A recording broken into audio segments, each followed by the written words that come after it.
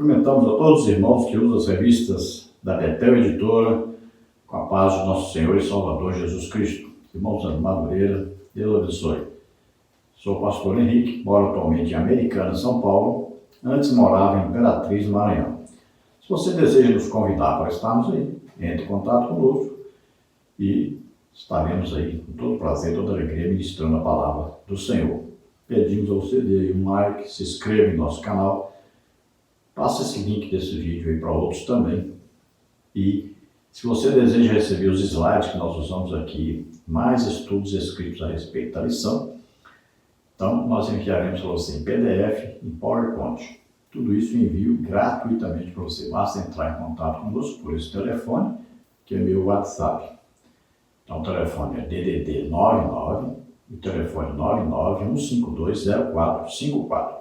Nós estamos estudando neste trimestre, nas revistas da Betel Dominical Adultos, com o tema Terceira Epístola de João, instituindo o discipulado baseado na verdade, no amor e fortalecendo os laços da fraternidade cristã. Nós temos como comentarista deste trimestre o pastor Alex Cardoso. Já estudamos na lição 1, o verdadeiro discípulo anda na verdade. Na lição 2, o verdadeiro discípulo de Cristo serve as pessoas, não a si mesmo. Na lição 3, o verdadeiro discípulo de Cristo exerce o seu chamado em amor. Na lição 4, o verdadeiro discípulo é submisso à sua liderança. Na lição 5, o verdadeiro discípulo depende inteiramente de Cristo. Na lição 6, o verdadeiro discípulo sujeita-se ao Supremo Mestre, Jesus. Na lição 7, o verdadeiro discípulo reconhece que sua segurança vem de Deus. Na lição 8, o verdadeiro discípulo, servo, cuidadoso, exemplar e fiel ao sumo pastor. Na lição 9, o verdadeiro discípulo promove a comunhão. E hoje vamos estudar a lição 10, o verdadeiro discípulo glorifica a Deus. Toda honra, toda glória, todo louvor pertencem a Deus. E Deus disse, não darei a minha glória a outrem. Então veja que é importantíssimo que nós aprendamos, por exemplo, com aquele dito de João Batista, convém que ele cresça e que eu diminua. Então quem tem que ser glorificado, exaltado, quem tem que ser reconhecido como o dono do poder, o dono da ação, aquele que nos dá palavras, aquele que sempre está acima de tudo e de todos, aquele que merece sempre a glorificação de todos, o reconhecimento de todos, é Deus. Eu costumo sempre dizer, quando estou ministrando curas, costumo dizer, olha, eu sou o bisturi, o médico é Jesus. Então, apenas nós somos usados como instrumentos de Deus, mas quem faz tudo é Deus. Quem cura, Jesus Cristo. Quem salva, Jesus Cristo. Quem batiza com o Espírito Santo, Jesus Cristo. Se você assistir os nossos vídeos, onde acontecem aí milhares de curas, você vai ver que nós colocamos as pessoas ao microfone. Quando elas são curadas, elas já vão dar o testemunho que foram curadas e toda a igreja diz glória a Deus, aleluia. Isso é o que? Uma exaltação, uma glorificação de Deus. Muitas vezes as pessoas até ficam assustadas que eu faço voltar a pessoa que não deu testemunho lá, que não falou glória a Deus, aleluia, porque eu insisto, olha, você precisa dar glória a Deus, você precisa agradecer a Deus, você precisa louvar a Deus. Então essa deve ser sempre a nossa atitude, a glorificação de Deus, a exaltação de Deus. Que Jesus seja reconhecido como nosso Salvador, como nosso Senhor. Que o Espírito Santo seja conhecido e reconhecido por nós como nosso companheiro íntimo que mora em nós e conosco o tempo todo. Vamos ver aí os tópicos e subtópicos desta lição que nós vamos estudar. Tópico 1, a onipotência divina. Subtópico 1, designa destinos. O subtópico 2, promove a santidade. Subtópico 3, tem poder para exaltar. No tópico 2, o verdadeiro poder. Subtópico 1, revela inteireza de coração. Subtópico 2, é agente do bem. subtópico 3 é solidário. No tópico 3, discípulos em crise. Subtópico 1, desafia a autoridade. Subtópico 2, ignora a fonte da autoridade. Subtópico 3, não serve de exemplo. Então vamos procurar passar por todos esses tópicos, estudando essa excelente lição. E o que a si mesmo se exaltar, será humilhado. E o que a si mesmo se humilhar, será exaltado. Então, Mateus 23, 12. Então veja que o crente sempre tem que estar se humilhando para que Deus seja exaltado. Se ele a si mesmo se exalta, como é que Deus vai poder exaltá-lo, né? Então o crente se humilha, coloca-se na posição de servo, de instrumento de Deus. E aí então Deus é que vem exaltando esse crente de acordo com o seu desejo. Verdade aplicada. O discípulo de Cristo deve ser exemplo para o rebanho, de um viver coerente com os princípios bíblicos para a glória de Deus. Então sempre nós devemos nos lembrar que nós somos exemplos para os outros. Cada cristão, principalmente aqueles que se destacam na obra de Deus, deve servir de exemplo para aqueles que o veem, né? Por exemplo, pregando num púlpito, ou dando aula na escola bíblica dominical, né? Ou sendo qualquer coisa na igreja, tocando instrumento, né? Cantando, qualquer coisa. Esta pessoa é vista por todos. Então, essa pessoa tem a responsabilidade de ser exemplo para todos. Se esta pessoa está vivendo em prostituição ou em adultério, se essa pessoa está vivendo aí de qualquer maneira, vestindo-se de qualquer maneira, agindo de qualquer maneira, então, como é que essa pessoa vai poder ser exemplo para os outros? Então, ao invés de conduzir as pessoas através do seu exemplo a Deus, está conduzindo essas pessoas para Satanás. Então, quem está ali na frente é o responsável pela condução daqueles que o veem para Deus. É exemplo para todos. E o nosso grande problema na igreja hoje é exatamente essa falta de referencial. Nós estamos aí com um problema seríssimo de filha. A quem nós vamos poder copiar? A quem nós vamos poder imitar? Então, o apóstolo Paulo chega para a igreja e diz: sede meus imitadores. Então, ele está dizendo: se vocês imitarem a mim, ele diz: olha, porque eu sou imitador de Jesus Cristo. Então, se vocês imitarem a mim, vocês estarão imitando Jesus Cristo. Veja hoje, qual pessoa você conhece na igreja que você diz assim: eu posso imitar 100% dessa pessoa, porque essa pessoa se parece com Jesus. Então nós estamos vivendo aí uma crise de identidade na igreja, uma crise de falta de referencial na igreja. Muitas vezes as pessoas estão querendo imitar pessoas que estão bem financeiramente.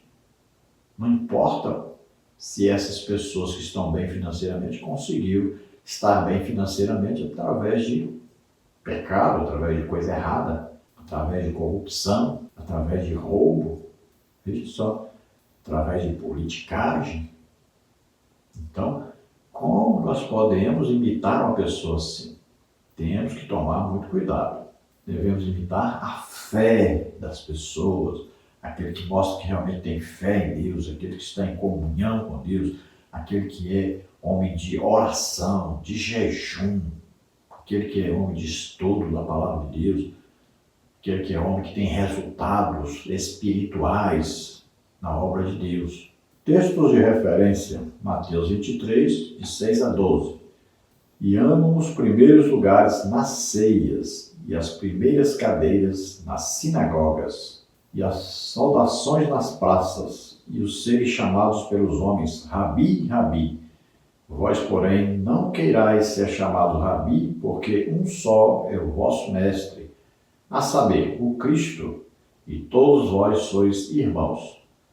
E a ninguém na terra chameis vosso Pai, porque um só é o vosso Pai, o qual está nos céus. Ninguém vos chameis mestres, porque um só é o vosso mestre, que é o Cristo. Porém, o maior dentre vós será vosso servo. E o que a si mesmo se exaltar, será humilhado. E o que a si mesmo se humilhar, será exaltado. Esse tipo de pessoa que não dá glória a Deus quer se assentar sempre nos primeiros lugares na igreja, querem se exaltar, querem aparecerem como grandes, querem nas ruas serem reconhecidos, chamados pela posição que ocupam, pelo cargo, né, terem um nome de mestres, por exemplo, né, de rabis aí, quer dizer isso. Naquele tempo era o nome mais importante que existia na religião judaica. Alguns também chamavam os doutores da lei como pais, né? Como se eles fossem os seus tutores, então se orgulhavam de dizerem que aqueles mestres, aqueles homens que apareciam ali na liderança das religiões, então eles diziam que aqueles eram seus mestres, seus pais. E Jesus disse: não faça isso, não fique querendo se exaltar, não fique querendo ser grande diante das pessoas, mas se humilhe, coloque-se como uma dessas pessoas, como aquele que serve essas pessoas. E assim é que o homem é exaltado por Deus, quando ele quer servir, quando ele quer ajudar, quando ele quer se colocar na posição como dos outros, como servindo a todos. A introdução da lição diz: ser todo-poderoso é a natureza de Deus, chamada de onipotência. Ao homem resta reconhecê-la e se submeter a ela. Não é errado um discipulador ter poder, desde que ele venha de Deus e sirva para a sua glória e seu propósito. Então sabemos que os principais atributos de Deus é exatamente a sua onisciência, a sua onipotência e a sua onipresença. Então, olha só, onisciência, Deus sabe, conhece todas as coisas. Onipotência, Deus pode todas as coisas, nada é impossível para Deus. E onipresença, Deus está presente em toda parte, ao mesmo tempo. Então, toda a sabedoria que demonstramos ter vem de Deus. Todo o poder que podemos ter vem de Deus. Todas as revelações que recebemos vêm de Deus. Veja só, tudo isso deve ser reconhecido como pertencendo a Deus. Nada aí vem de nós. Tudo nós recebemos de Deus. Quem tem então de ser glorificado, exaltado? Deus. Vamos ver o tópico 1, a onipotência divina. O termo onipotente vem do latim omni, todo completo, mas potens, aquele que pode, potente. O nome de Deus em hebraico é El Shaddai, que significa Deus Todo-Poderoso. Foi assim que ele se apresentou a Abraão, Gênesis 17:1. Conhecer esse atributo divino é fundamental para que o ser humano se coloque na dependência do Deus que tudo pode. Jó 42:2. Engana-se quem pensa que conhece Deus, mas se acha poderoso. João 15:5. Jesus destacou o poder de Deus em contraste com o humano. Mateus 19:26. Então, um dos atributos principais de Deus é a onipotência. Quer dizer que Deus é todo poderoso. Um dos nomes de Deus, né, porque o Deus é conhecido através dos seus nomes, e um desses nomes é El Shaddai. A palavra aí, El, já quer dizer todo-poderoso. E Shaddai tem aquele significado de quando uma galinha está chocando ali os ovos, né, está esquentando ali depois os pintinhos debaixo das suas asas. É como uma mãe que amamenta, tem o seu filho no colo, ali amamentando. Então, a palavra Shaddai significa isso. Aquele que sustenta e ao mesmo tempo está guardando debaixo de suas asas. Então, é o Shaddai, o Deus Todo-Poderoso que nos toma em seus braços e nos guarda. Olha, ele disse para Abraão: eu sou o teu escudo e o teu galardão. Veja só. Então o sentido aí é o Shaddai, é o Deus Todo-Poderoso, que nos guarda, nos protege, que está todo o tempo conosco, em seus braços. E foi assim que ele então se apresenta a Abraão. Eu sou o Deus Todo-Poderoso que te guarda. Na própria aliança diz: quem luta contra mim, luta contra você. Quem luta contra você está lutando contra mim. Então Deus diz: eu sou o teu escudo e o teu galardão. Ao mesmo tempo estou te protegendo e ao mesmo tempo estou te premiando. Então, diante disso, nós devemos nos colocar à inteira disposição de Deus, dependência de Deus. Porque Ele é quem vai agir, Ele é quem vai fazer. E nós apenas esperamos que Ele faça, acreditamos que Ele vai fazer. Nossa obrigação é ter fé em Deus, é confiança total em Deus, esperando que Ele vai fazer o melhor, que Ele vai fazer de acordo com aquilo que nós necessitamos que Ele faça. Ninguém pode se julgar como tendo o poder de Deus para usar em seu bel prazer, mas o poder pertence a Deus e a hora de usá-lo, a quem usá-lo, quem decide é Deus. Então Jesus diz: olha, para os homens muitas coisas são impossíveis, mas para Deus não existe impossível, não existe nada difícil para Deus, não existe nada complicado para Deus, não existe nada que não possa ser mudado para Deus. Não há nada impossível para Deus. Lembre-se sempre disso. Tópico 1. Designa destinos. Homens não são capazes de designar o destino das pessoas. Só Deus tem esse poder. Provérbios 21:1. E usa para sua glória e propósito. Filipenses 2:13. A maior mudança do destino foi quando Deus enviou seu Filho para salvar o homem do inferno. João 3:16. Portanto, vinculada à eternidade. Homens com sede de poder estão com seu coração nas coisas desta terra, Mateus 6:21, como Diótrefes, que procurava ardentemente ser reconhecido como a pessoa mais importante naquela igreja local. Estamos vivendo o período dos coaches espirituais, das mais diversas religiões, pessoas que afirmam serem capazes de ajudar outros a mudarem seu destino. O fato é que o destino humano já foi mudado por Deus, e aqueles que se submetem ao seu plano, por meio do sacrifício de Cristo na cruz, alcançam essa vitória. Lucas 19:10. Sem sacrifícios exigidos por qualquer Deus, sem apresentar virtudes humanas, Efésios 2:8-9, mas pela fé em Jesus Cristo, Romanos 10:9. O mesmo Deus que muda destinos equipa a pessoa com seu espírito para que ela passe a viver segundo o que ele estabelece, 2 Coríntios 7:1. A partir daí, como seus filhos, as pessoas devem se submeter a esse Deus Todo-Poderoso. João repreende a atitude de Diótrefes, um mau discípulo com sede de poder, que reivindicava para si o primado, Mateus 23:6, e agia fora da vontade de Deus. Então veja, quem pode alterar o destino de alguém? É só Deus, que diz a Bíblia. É Deus que muda as estações, é Deus que muda os reis, coloca reis, tira reis. Então Deus está no controle de tudo. E Ele usa tudo isso, providencia tudo isso para a sua glória própria, para a sua exaltação, para um propósito que Ele tem, propósito de salvação, de restauração, propósito de um futuro glorioso de todos na presença de Deus. Veja a mudança que houve no destino dos homens. Estava destinado aos homens morrerem e irem todos para o inferno, para a condenação eterna.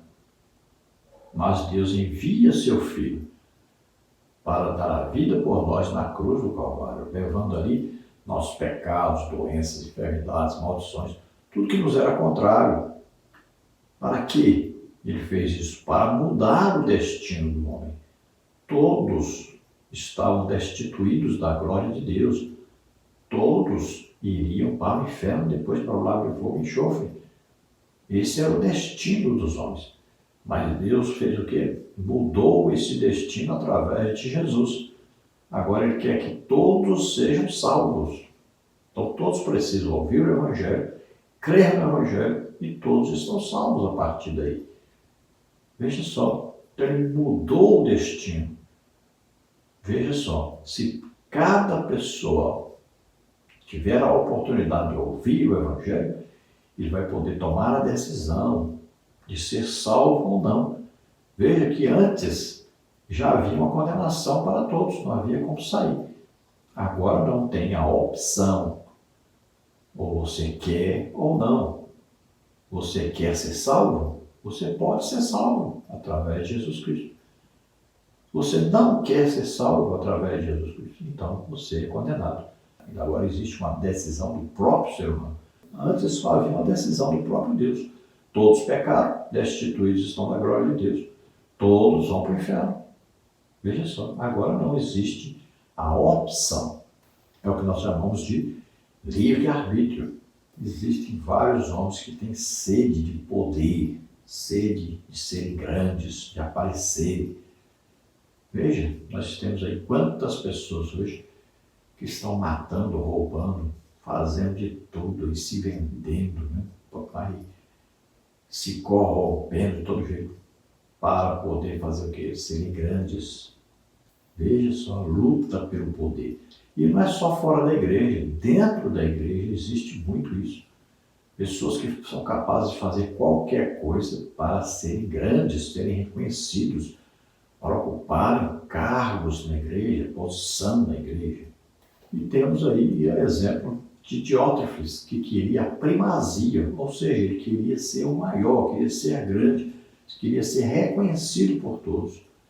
Veja só, João, o apóstolo de Jesus Cristo, se comportava como pequeno, como servo de todos. Já o Diótrefes, que não era nada nem ninguém, queria mandar até em João, queria estar acima até de João. Então, através do sacrifício de Jesus Cristo, o Espírito Santo vem morar em nós. Temos Deus presente em nós o tempo todo. Então, nós estamos aqui para representarmos Jesus, fazermos as obras de Jesus, mas sempre estamos aqui para refletir a glória de Deus, a glória de Jesus Cristo, e não nós sermos a luz, mas nós refletimos a luz. Então vem dele o poder, vem dele a glória, vem dele, e para ele deve voltar essa glória, essa exaltação. Tópico 1, subtópico 2, promove a santidade. A santidade é um atributo comunicável de Deus. O atributo comunicável é aquele que Deus compartilha com o homem. Amor, bondade, santidade, entre outros. Parte deles, elencado por Paulo em Gálatas 5:22, como fruto do Espírito. A santidade, ou seja, a separação do pecado, é exigida por Deus. Lucas 11:44. Levíticos 11:44. Não se deve confundir santidade com religiosidade, sendo essa um esforço meramente humano e vão para alcançar o sagrado.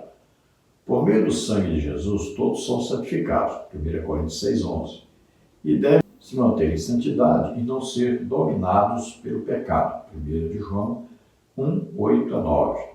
Por ser santo, Deus é a fonte da santidade. Apesar de ser um profeta do Senhor, Isaías só caiu em si sobre esse caráter de Deus quando teve a visão de seu trono, onde os serafins clamavam: Santo, Santo, Santo, Isaías 6:3. Ali reconheceu que era um homem impuro e precisava ser tocado pela santidade divina em seu ministério. E Deus o tocou nos lábios, Isaías 6:7.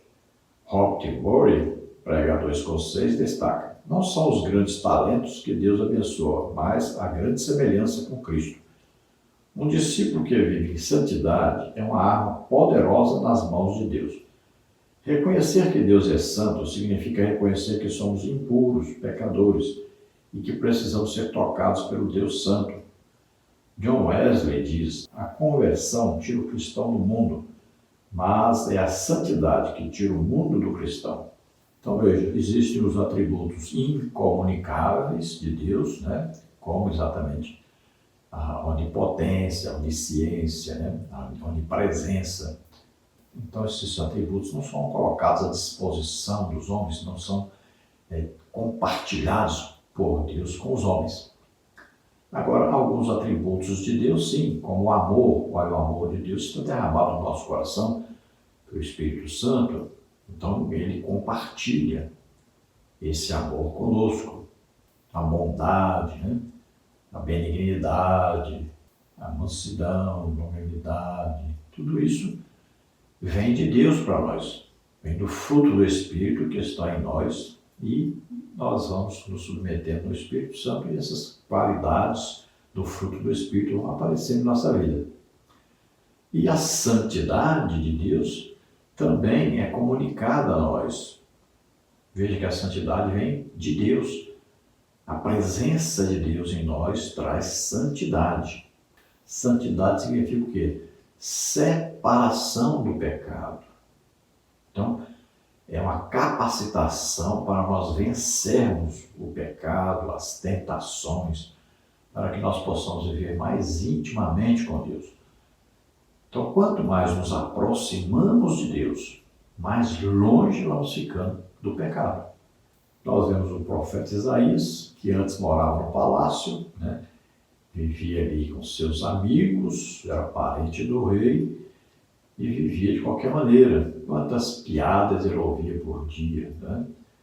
Então ele deixou a santificação e ele estava vivendo uma vida regalada, ao invés de estar sendo profeta de Deus.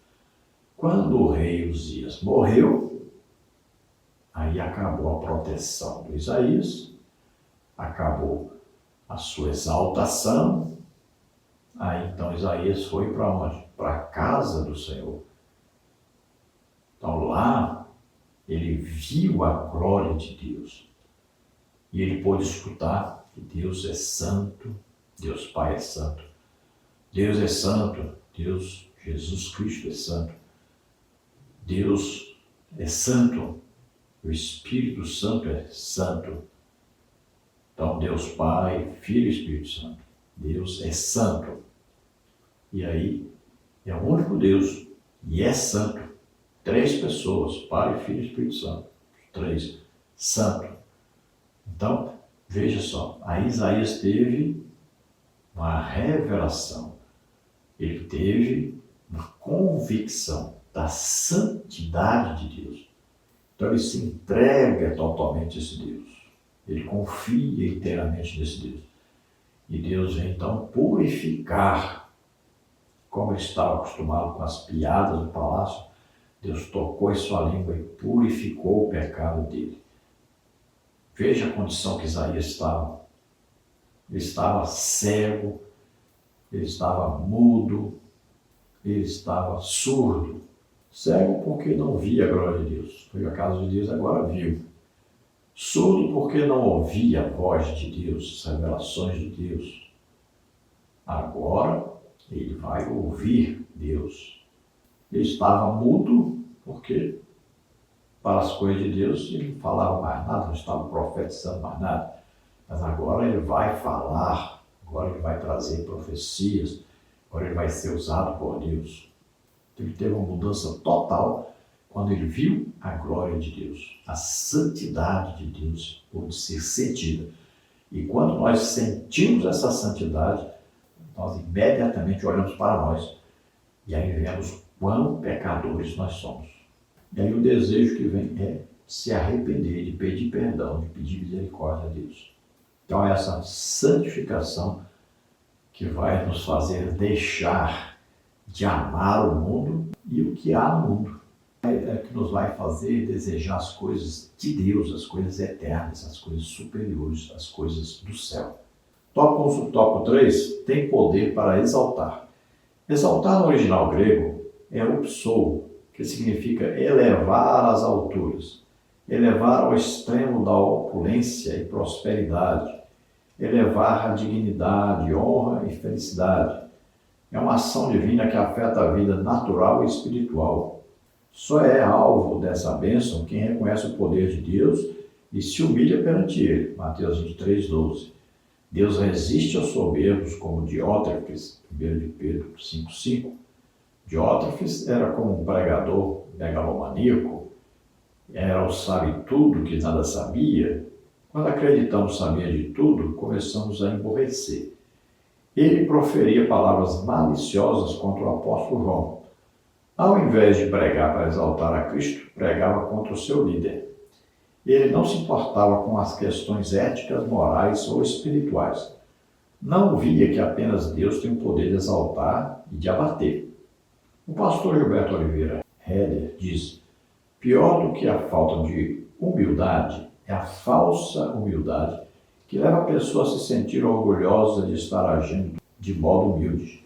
Então veja, essa exaltação, quer dizer, elevação, foi o sentimento de Satanás. Foi o pecado de Satanás. Ele quis subir mais alto que o trono de Deus e queria ser melhor, mais exaltado que Deus e ser adorado como Deus. Veja só. Esse é um grande pecado. Agora, quem é que Deus exalta? É quem se humilha. Então, quem se exalta a si mesmo é humilhado. Olha, Satanás foi expulso do céu quando ele se exaltou a si mesmo. Ele quis se colocar acima do trono de Deus. Veja só, ele queria comandar tudo. É a mesma atitude do Diótrefes. Diótrefes aprendeu isso com Satanás. Era o mesmo desejo que Satanás teve. Diótrefes queria ser maior do que todos, ter a primazia, estar acima até do apóstolo João. Veja aí, que sentimento perverso. E assim, muitas pessoas hoje na igreja têm esse problema seríssimo. A pessoa quer ser mais do que o seu pastor, estar acima do seu pastor. Ele quer estar acima de todos os seus líderes. Agora, ele não vai buscar orar várias horas por dia, jejuar vários dias. Ele não vai procurar estudar a Bíblia, não vai procurar evangelizar, ganhar almas, fazer a obra de Deus, para que Deus o exalte. Não. Ele é que fica nessas tramóias, querendo ele mesmo se exaltar e querendo ele mesmo aparecer acima daqueles que estão na liderança da igreja.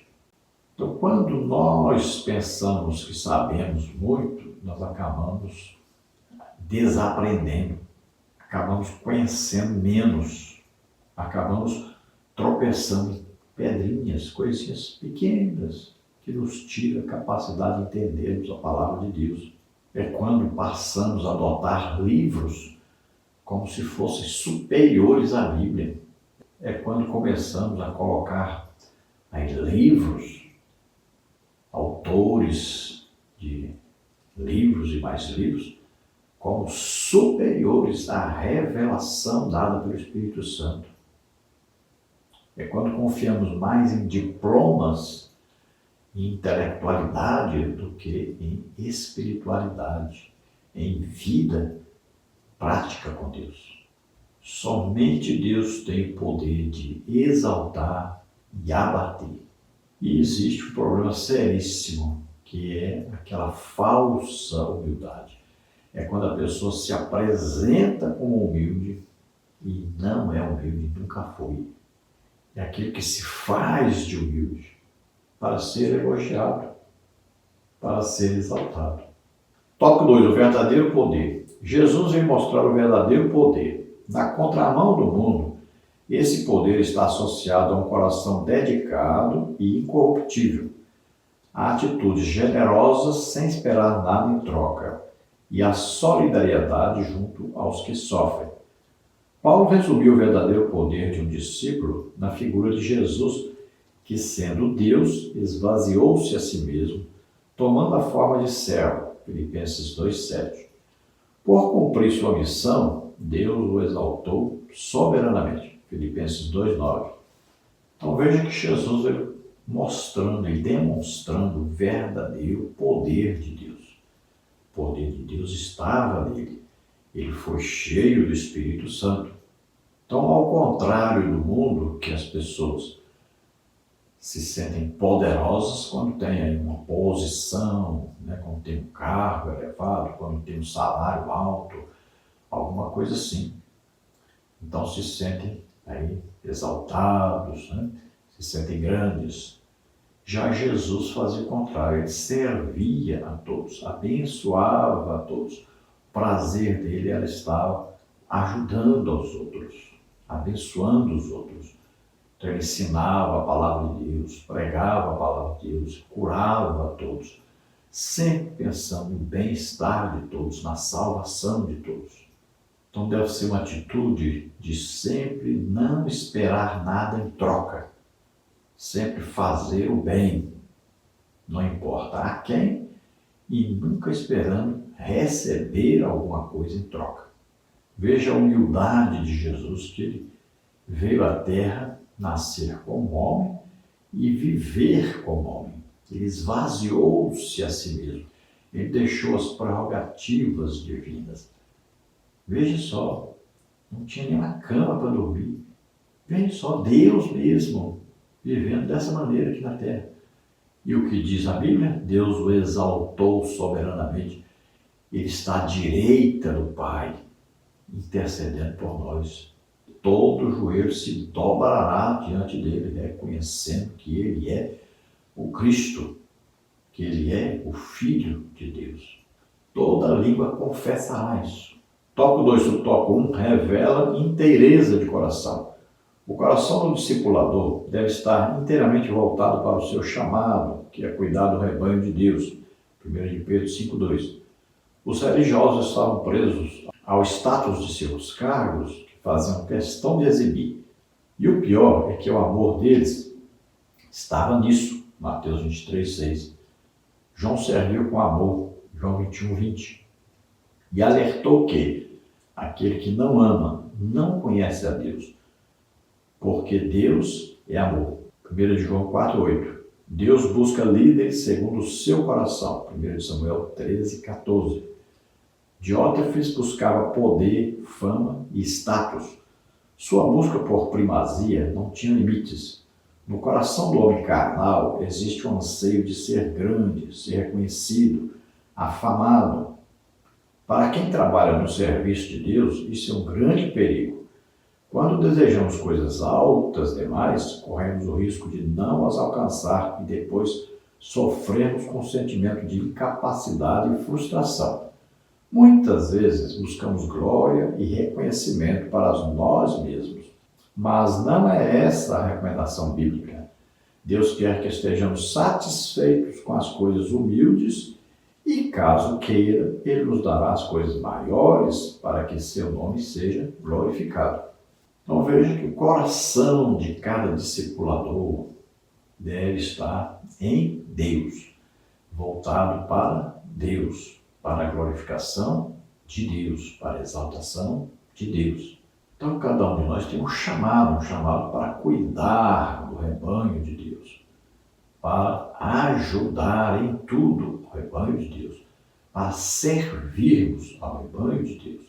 Veja que os religiosos, ali os fariseus, os escribas, eles queriam ser reconhecidos, exaltados. Eles andavam no meio do povo, assim, parece que nem encostavam em alguém, não deixavam nem alguém se aproximar deles. Eles queriam ser exaltados, glorificados, servidos por todos. Queriam ocupar os principais locais, né, de destaque, sempre sendo exaltados por todos, reconhecidos por todos como representantes de Deus. Porque o amor deles estava na riqueza, no dinheiro, no poder, na posição. E João vem corrigindo isso, dizendo que quem é de Deus ama as pessoas. Olha, nós estamos aí num problema sério. Os líderes precisam descer do púlpito, precisam abraçar as pessoas, precisam visitar as pessoas, conhecer as pessoas, ter contato com essas pessoas.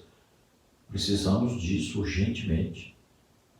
ficam lá em cima como se fossem os grandes, os poderosos, querem ser servidos por todos e não querem servir a ninguém. Veja Diótrefes, ele queria a primazia, ele queria ser servido por todos, ele queria estar acima de todos, queria ser reconhecido. Falava mal de João para diminuir João, para ele ficar acima de João. Então ele procurava poder, fama, status. A própria Bíblia diz, olha, não se amolde a coisas altas, não deseje coisas altas. Se acomode às coisas humildes. Sempre pense em ter o que comer, o que vestir, onde morar. Não fique desejando coisas altíssimas. Não fique com o coração agarrado nas riquezas. E a Bíblia já diz, aquele que quer enriquecer cai em laços. E a Bíblia já adverte, cuidado com amor ao dinheiro. Cuidado, isso é perigosíssimo. Acomodai-vos às coisas humildes, às coisas pequenas. Cuidado. Olha esse desejo terrível no coração. Cuidado, cuidado, porque isso pode te levar à ruína. Sempre seja pequeno para que Deus seja grande na sua vida. Tópico 2, subtópico 2. É agente do bem. A bondade é a essência de Deus. Mateus 10, 18. Que Jesus encarnou. João 1:1. Os religiosos foram repreendidos por Jesus por desejarem ter os primeiros lugares nas sinagogas. Mateus 23:6. Valorizando o status social do cargo que ocupavam, em vez do real compromisso que deveriam ter, que era serem servos. João 10:11. A liderança de Cristo era constituída em fazer o bem. Atos 10:38. E esse deve ser o alvo de seus discípulos. Empatia é uma característica indispensável a um discípulo de Cristo. Colocar-se no lugar do outro revela o autêntico servo que age com amor. Jesus designou 70 discípulos para esse tipo de missão. Lucas 10, 1 e 9. Mas esse bem não deve ser motivo de exibicionismo. Lucas 10, 20. Os verdadeiros discípulos de Cristo ajudaram as pessoas a se desenvolverem e terem o melhor desempenho possível dentro de seus respectivos chamados. A liderança servidora não é sobre cargos e títulos, como muitos religiosos e seguidores de Diótrefes pensam. Em vez disso, é uma atitude que consiste em fazer o bem àqueles que estão em seu círculo de relacionamento. Quem pratica o mal jamais viu a Deus. 3 João 11. Então veja que a bondade é a essência de Deus. A bondade está intrínseca em Deus. Ele é sempre bom, sempre deseja o bem das pessoas. Então isso é ser bom. Nunca desejar o mal de alguém, nunca deixar de ajudar.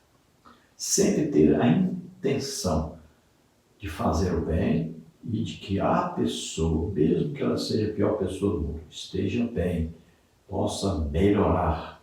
Quando aqueles religiosos desejavam os primeiros assentos, os primeiros lugares, os lugares de maior importância, eles estavam mostrando que o que estava no coração deles é o desejo de aparecerem, de serem grandes, de serem sobre os outros. E Jesus ensinava exatamente o contrário. No reino de Deus, nós devemos servir a todos. Sermos menores do que os outros. Olha, considere os outros superiores a si mesmo. É isso que ensina a palavra de Deus. Então, olha só, devemos ter empatia. O que é empatia? Se colocar no lugar dos outros. O que nós gostaríamos que fizessem conosco, vamos fazer com os outros. Como nós gostaríamos de sermos tratados, vamos tratar os outros assim. Veja que Jesus chamou os discípulos, montou equipes aí com 70 discípulos, de 2 em 2, para fazer o quê? Irem pelas aldeias, ensinando, pregando, curando a todos, ressuscitando mortos, veja só, libertando as pessoas endemoniadas, tudo isso que é fazendo o bem. Essa era a intenção sempre de Jesus, fazer o bem às pessoas, ajudar as pessoas, livrar as pessoas de todo mal. Nós vemos a igreja atual sem dons do Espírito Santo. Os dons são para ajudar as pessoas, funcionam pelo amor de Deus derramado em nossos corações. Ele nos equipa para fazermos o bem, para ajudarmos as pessoas. E as pessoas se tornaram tão más, tão perversas, que os dons desapareceram da igreja. Falta amor. É impedir que Deus seja glorificado, exaltado. Que o povo conheça o Deus que ama realmente a eles. Então, a liderança que serve não está atrás de título, de exaltação, de reconhecimento. Não, deve estar sempre atrás de servir, de abençoar as pessoas, de estar a serviço das pessoas, de ver o bem-estar de todos. Veja que Diótrefes só pensava nele mesmo, não pensava nos outros, enquanto João sempre estava se ocupando em ajudar os outros, em abençoar os outros, e exaltou Gaio, Demétrio, porque eram homens que demonstravam amor para com as pessoas. Tópico 2. O tópico 3 é solidário. O termo solidário vem do latim solidus, que significa firme, inteiro, sólido, e está relacionado a salvos, salvo, em boa saúde. Gaio, um líder solidário, foi reconhecido por João pela boa saúde da sua alma, 3 João 2. Ele não media esforços para auxiliar aqueles que o procuravam, 3 João 5. O espírito da igreja primitiva era o da solidariedade, Atos 2,44, e Gaio estava com ele. O verdadeiro discípulo é generoso, não age como os fariseus, que faziam para serem vistos por todos, Mateus 23, 5-7, das primeiras fileiras, mas em ser reconhecido por servir solidariamente, 3 João 6. O mau discípulo é egoísta, como Diótrefes, e é um problema para a igreja. Indivíduos egoístas que não ouvem os outros, que pensam que a igreja esperou 2.000 anos para que eles nascessem suas ideias brilhantes e seu desprezo pelas pessoas, não serve para liderar a igreja do Senhor. John Maxwell diz: a verdadeira liderança deve ser para o benefício dos seguidores. Então veja, ser solidário quer dizer que você sempre está disposto a ajudar, a ser solícito, a dar alguma coisa para o bem-estar de outrem. Veja que João exaltou Gaio e Demétrio, principalmente Gaio, porque recebia os irmãos, que ele era solidário com aqueles irmãos que vinham pregando, ensinando a palavra de Deus por toda parte. Então, o solidário não mede esforços para abençoar, para ajudar as pessoas. Veja que João estava numa idade super avançada e mesmo assim estava ali cuidando da igreja em Éfeso, estava ajudando a todos a organizar a igreja, estava ali elogiando a quem merecia elogio, estava também alertando a igreja para aqueles que queriam ser donos da igreja sem Jesus os ter chamado para um cargo de liderança. Veja então que João estava ocupado na obra de Deus até o fim dos seus dias. Veja que a igreja já nasceu solidária, as pessoas vendiam até propriedades para ajudar as pessoas que estavam passando necessidade. Isto é ser solidário. Já o Diótrefes só pensava em si mesmo, era egoísta, só pensava em ter alto cargo, alta posição. Quem sabe, interessadíssimo do dinheiro que se arrecadava na igreja, não recebia ajuda, orientação de ninguém, conselho de ninguém, ouvia ninguém, nem o próprio apóstolo João. Ele nem lia as cartas de João, nem admitia a autoridade de João, falava mal de João. Imagine, era um homem perverso, egoísta. Esse tipo de homem não serve para liderar a igreja de Cristo. Tópico 3, discípulos em crise. Maus discípulos que têm sede de poder são pessoas com crise, que buscam impor sua autoridade, como Diótrefes fazia. A ausência de submissão fez com que este mau discípulo desrespeitasse sua liderança, não entregando as cartas escritas por João à igreja local e se recusando a recebê-lo. Então, aqueles que têm sede de poder, de aparecer, de serem grandes, buscam fazer o quê? Impor a sua autoridade, ou seja, na marra, empurrar com a goela abaixo, né? Aqueles que querem, de qualquer maneira, subir, estar acima de todos e pisar nos outros para que nunca chegue à altura que ele está. Então, essa ausência de submissão aos outros, essa ausência de se colocar como menor do que os outros, é um desrespeito às autoridades que Deus colocou na igreja. Veja que Diótrefes nem entregava as cartas que Jó escrevia à igreja, ele não lia essas cartas perante a igreja, ainda falava mal de João e ainda se recusava até a receber João para falar na igreja. Então veja que tipo de homem Diótrefes era. Um homem realmente totalmente desviado do evangelho. Um homem perverso e que estava assumindo domínio sobre a igreja. Imagine, ele queria, na verdade, era roubar o lugar de João. Toca o trecho do toco 1. Desafia a autoridade. O desejo de primazia que Diótrefes tinha o fazia desafiar a autoridade espiritual que estava sobre o seu ministério, o apóstolo João. Isso mostrava que sua arrogância e destemor. Jesus deixou claro que os religiosos adoravam ser chamados de Rabi, Mateus 23:7, termo que designava poder para o ensino e para conduzir outros. No coração destes religiosos havia o sentimento de superioridade, mas Jesus destacou que o maior teria que ser servo, um ensinamento oposto ao que aqueles mestres entendiam. Esses mesmos rabis desafiaram a autoridade de Jesus inúmeras vezes, Lucas 10:25, como fez o próprio diabo. Porém, Deus é que tem o poder sobre tudo, Mateus 4:1-11. Diótrefes não recebeu seu líder apostólico, nem os seus representantes na igreja. Era rebelde contra a sua autoridade espiritual, Provérbios 17:11. Proibia que os irmãos recebessem o apóstolo João e hospedassem os evangelistas itinerantes enviados por ele. Então veja o desafio à autoridade constituída por Deus. Era isso que Diótrefes fazia. Então é uma insubmissão terrível. É querer mandar, estar acima, ser chefe. É querer dominar sobre todos, inclusive sobre aquele que Deus escolheu para liderar, que Deus colocou numa posição de liderança. E isso existe hoje na igreja, muito infelizmente. Quantos são aqueles que querem, porque querem, tomar o lugar dos seus líderes? Querem estar acima deles, querem ser servidos por todos, querem dominar sobre a igreja de Deus.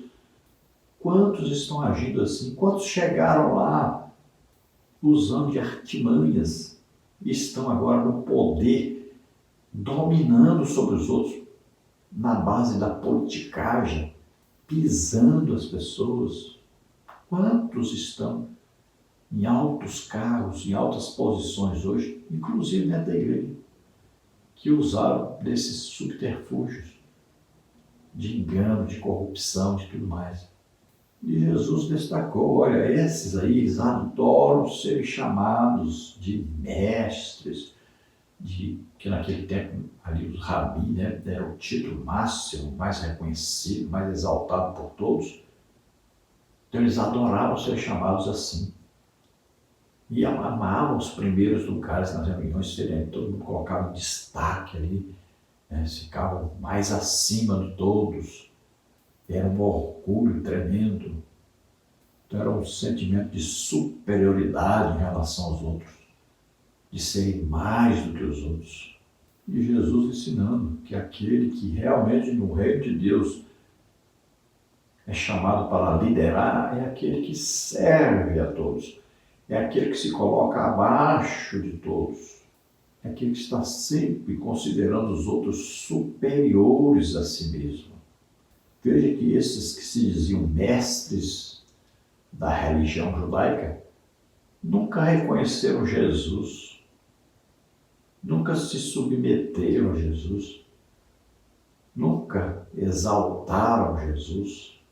Veja bem, Deus mesmo estava entre eles e eles nunca o reconheceram, nunca se submeteram a ele. E assim se comportava Diótrefes. Não recebia aqueles que João enviava à igreja, não lia suas cartas, falava mal de João e se comportava como se ele que fosse o dono da igreja, não fosse nem Jesus. Se comportava como se ele que fosse chamado para liderar a igreja, não João. Veja só, ele queria estar acima de João, que andou com Jesus, homem que recebeu tremendas revelações de Deus, homem que sofreu por causa da palavra de Deus, homem que esteve condenado à morte por causa da palavra de Deus, passou por todas as situações.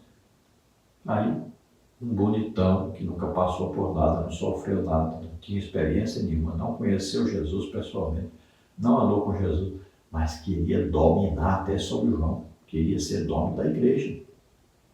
Ele encarava a igreja como uma empresa, uma instituição, e ele sendo presidente. Então ele proibia os outros, não recebam esses homens que João envia e vou expulsar esses homens todos que chegavam ali. Tópico 3 e tópico 2. Ignora a fonte da autoridade. Toda autoridade vem de Deus, Romanos 13:1. Por essa razão, responde a ele sobre como a desempenha. Se não der fruto, será cortada. Era assim na época de Jesus, da igreja primitiva, e continuará. Lucas 13, 6-7. Quem exerce autoridade eclesiástica sobre suas próprias regras está em pecado e precisa se arrepender. 1 de João 1,9. Ao não mostrar arrependimento por seu abuso de poder, Jeremias 22:17, Diótrefes mostrou sua arrogância e orgulho. O discípulo de Cristo está sempre sob a autoridade de Deus, serve ao propósito dele. Colossenses 1,16. Diótrefes fazia tudo do seu jeito e exigia das pessoas o que ele próprio não tinha, a obediência à liderança. Era insubmisso e opunha-se abertamente às ordens de João. 3 de João 9:10. Era recalcado e ciumento. Tentava a todo custo destruir a reputação de seu líder. Considerava o apóstolo como um perigoso rival para sua presumida autoridade na igreja e procurou solapar sua posição mediante murmuração caluniosa. Mas João não se deixou intimidar por suas ameaças e comportamento autoritário. Assim que terminou de escrever sua terceira carta, iria àquela igreja e denunciaria a prepotência de Diótrefes. João sabia que as palavras e as obras más dos rebeldes emanam de Satanás. Então veja que Paulo, inspirado pelo Espírito Santo, diz que toda autoridade vem de Deus. Todo poder vem de Deus. Veja que nós não estamos falando de pessoas. Então não é toda autoridade, todos aí que estão aí, presidente, tal, governador, prefeito, vem de Deus. Não, não é a pessoa. É a autoridade para governar. Quem dá é Deus. Então, todos devemos estar sujeitos às autoridades, porque a autoridade foi dada por Deus. Não é a pessoa. Nós não estamos obedecendo àquela pessoa que está ali, mas a autoridade de Deus que foi colocada sobre aquela pessoa. Assim que Davi respeitou o que? A unção de Deus que estava sobre Saul. Teve duas oportunidades de matar Saul e não matou, por considerar que a autoridade de Deus estava sobre Saul. Então veja que Diótrefes deveria ter olhado para isso. Não importava quem era João, não era a pessoa de João, mas era a autoridade de Deus que estava sobre João. Então ele deveria ser submisso a João, como Gaio e Demétrio eram. E não considerou que João estava ali para servir a todos, que amava a todos, que representava Jesus Cristo ali. Não considerou que João era um homem realmente santo, que era um homem realmente que dava bom testemunho, que era manso, humilde, que demonstrava amar realmente a todos, servir a todos. Então, Diótrefes deveria olhar que ele estava colocando suas próprias regras na igreja. E não eram as suas regras que valiam, eram as regras de Deus. É Deus que comanda, é Deus que vai dar a orientação, é que vai colocar as pessoas da igreja. Os ministérios são todos escolhidos pelo próprio Jesus Cristo. Jesus que coloca ministros na igreja, apóstolos, profetas, evangelistas, pastores e mestres. É o próprio Jesus que coloca. E quem capacita é o Espírito Santo. Então não depende de homens. Não são os homens que decidem quem vai ser. É coisa que vem de Deus. Nós não estamos falando aí de posições eclesiásticas que os homens escolhem aí, quem vai ser não sei o quê, quem vai ser não sei o quê. Os homens estão escolhendo.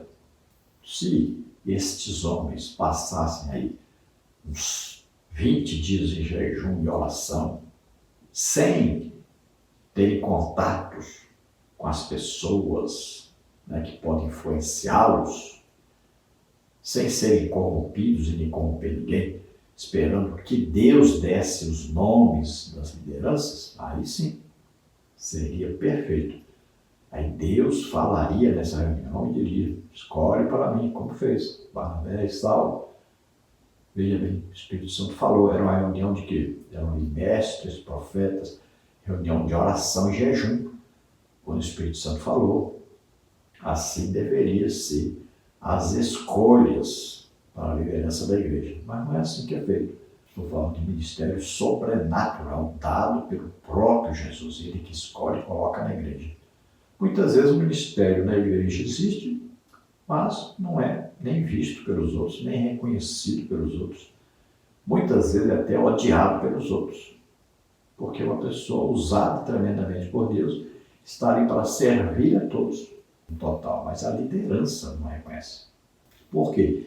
Porque existe a inveja religiosa, porque são aqueles fofoqueiros, aqueles que não querem que ninguém se destaque, porque eles têm que ser o destaque da igreja.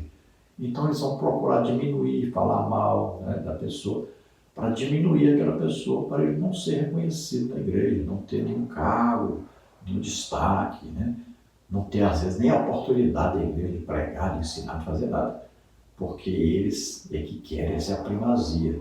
Isso acontece demais nas igrejas. E aí o que Jesus faz? Simples, tira essa pessoa da igreja. Fique aí, vocês não querem, não? Vou dar para outra igreja que quer, que precisa e que vai reconhecer. Então Diótrefes queria que as pessoas tivessem a atitude para com ele que ele não tinha para com João. Veja bem, ele queria primazia. E ele estava tomando a primazia de João e queria que ele tivesse primazia.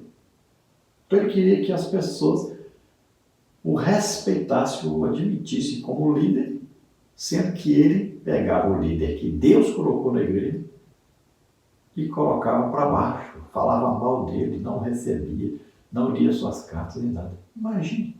Então, demonstrava ser recalcado, insubmisso, ciumento.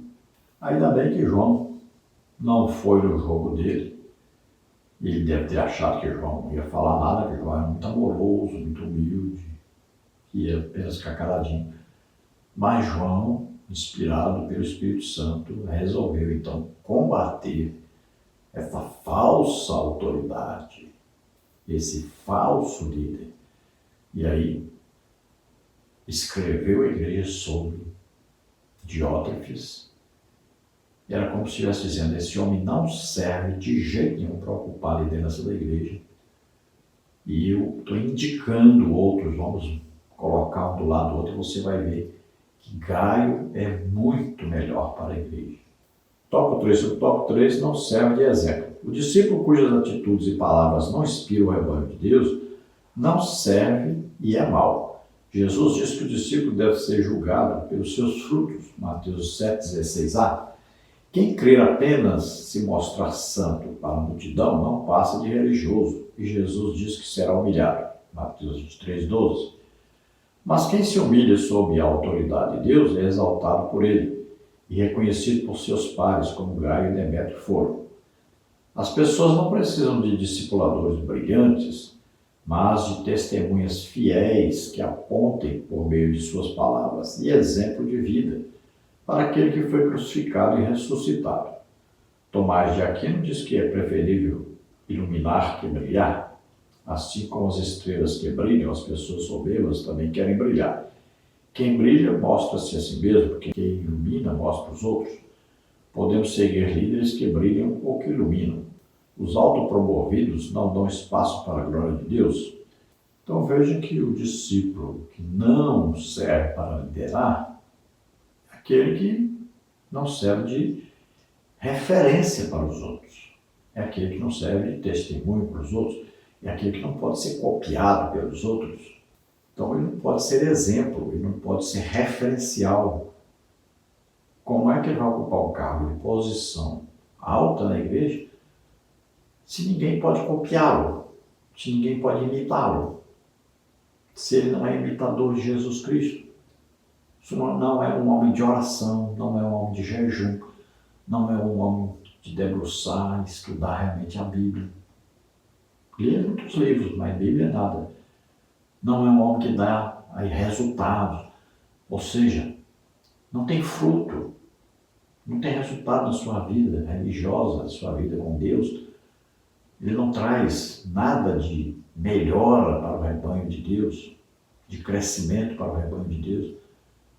Então, como é que uma pessoa dessa pode estar na liderança da igreja? Era o caso de Diótrefes. Ele não era um exemplo de evangelização, de ganhar almas, não era um homem de ter dons do Espírito Santo, não era um homem de referência de jejum, não era um homem de referência de oração. Mas como é que ele queria e estava ocupando uma posição alta na igreja? Então existem as pessoas que querem mostrar uma posição de santidade sem serem santos, querem mostrar uma posição de estarem com Deus, mas ninguém percebe o resultado na vida da pessoa. Não existe resultado espiritual, não existe crescimento espiritual, não existe nada que ele faça e que Deus demonstre através dele que está com ele. Como é que pode uma pessoa dessa estar numa liderança, num cargo de liderança da igreja? Então a pessoa tem que ser reconhecida pelos seus pares, ou seja, pelo ministério, pelas outras pessoas, como uma pessoa de Deus. Ele, como Gaio e Demétrio, eram reconhecidos e o apóstolo João reconheceu e exaltou eles perante o povo, escrevendo sobre eles, elogiando a atitude deles. Então, já falamos anteriormente, nós devemos ser reflexos, né? Jesus como luz, e nós refletimos essa luz de Jesus Cristo. Ele é o nosso exemplo, nosso alvo também.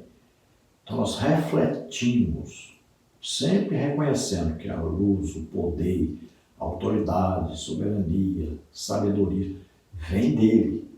Nós somos apenas instrumentos. Conclusão da lição: um cristão autêntico jamais será bem-sucedido biblicamente por seus próprios méritos. Ao contrário, se tornará egoísta e insensível, porque o coração do homem é desesperadamente corrupto.